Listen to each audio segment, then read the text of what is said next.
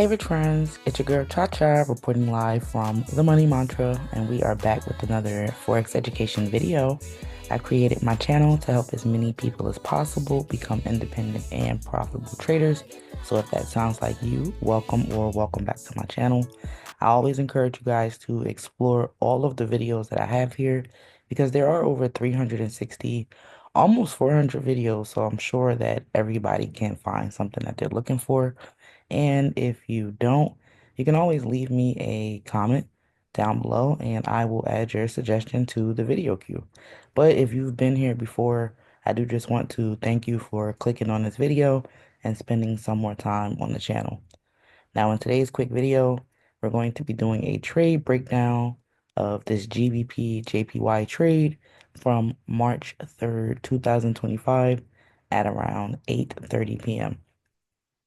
This trade was for a sell at market execution or a sell stop at this price, 188750.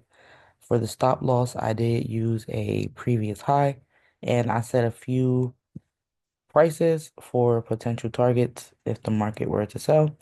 And then, as always, I encourage everybody to do their own analysis, use proper risk management. And if you do happen to use market execution and you are a copy trader, make sure that you adjust your take profit and stop loss to your actual entry. Because sometimes when we take trade ideas for other people, you may miss the initial idea and you don't want to be using those parameters for your trade.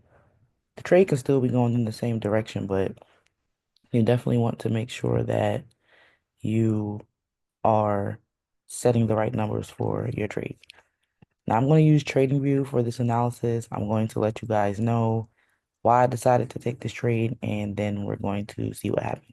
I like to do this for all my trades, no matter if I win, lose, or draw, simply because it helps me to avoid mistakes that I've done in the past and duplicate things that I've done correctly.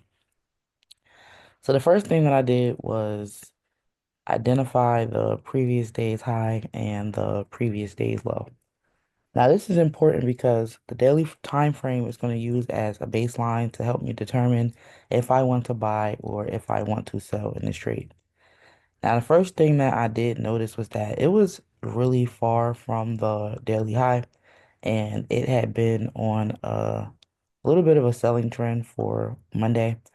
Now, it was approaching the daily low, so I didn't want to jump right in.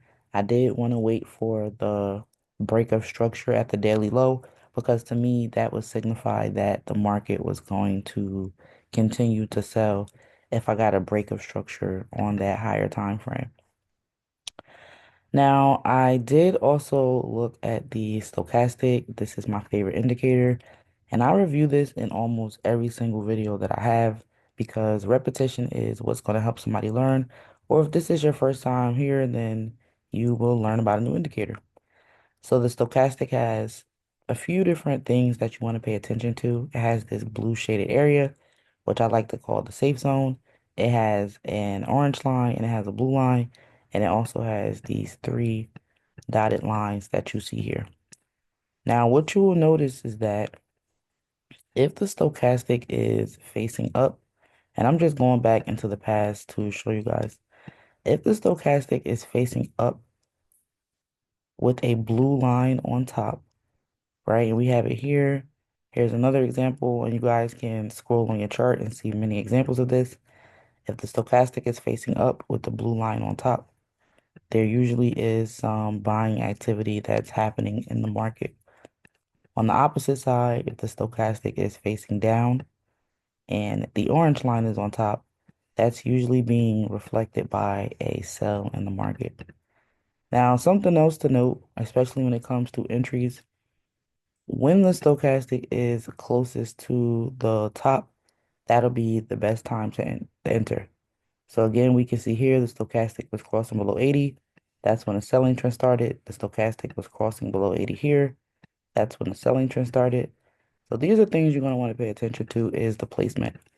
But you'll also see that, let's say if you miss the initial entry here, once the stochastic crosses below 50, you'll notice that that is when the trend either continues or changes. And same thing with it dropping below 20.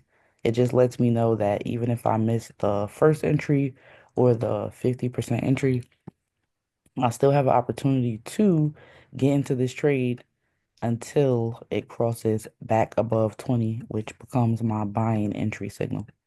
Now I'll just scroll on my chart so that you guys can see this.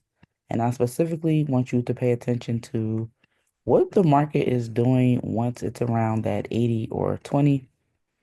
And if you can see that it is buying or selling in those areas, I just want you to go ahead and drop a 7 in the chat. Even the 50 level, here's another great example.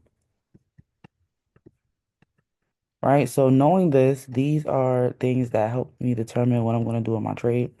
So when I look at my stochastic and I see that it's facing down and it's also crossed below 20, both of the lines, that in conjunction with seeing this red candle and having this rejection here is what made me want to enter for a sell. Now I did go in for market execution, and I'll just go down to a smaller time frame so I can show you where I set my stop loss. I did about a 25 pip stop loss because JBPY's JPY pairs tend to move really quickly, and when they take off, they can really go. So I didn't want to lose too much on a market execution trade. And then I also had my pending order here. And then I had a potential TP here. And then I also had an additional TP at 188,300. So we got to come back up here. Now, when you're setting your TPs for your trades, it doesn't matter really which time frame you're using, but just really try to stick to one that you feel comfortable with and that you can trust.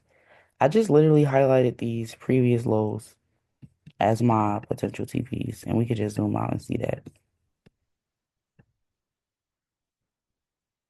on multiple time frames. In case the market were to revisit those levels, that's what I would target for a profit. Now we're going to go down to the 15-minute time frame and we're going to see what actually happened in this trade. So we can see that right off the bat, my first stop loss was hit. And I was just like, okay, it was only 25 pips. And like I said, when it comes to trading, you need to focus on having small wins, big wins, or small losses. We should never be going to big losses, right? Because that means we're not managing our risk properly. Something interesting definitely did happen in this trade. The breakup structure did happen. However, it was really only a fake out and a retest of a previous level. Now, although I did secure about 25 pips in this trade, ultimately, I really don't think that it was worth it simply because the market did eventually turn back up and decide to buy. And the breakup structure that I was waiting for, instead of it actually breaking and continuing to sell, it was only a retest, right? It wasn't a true reversal.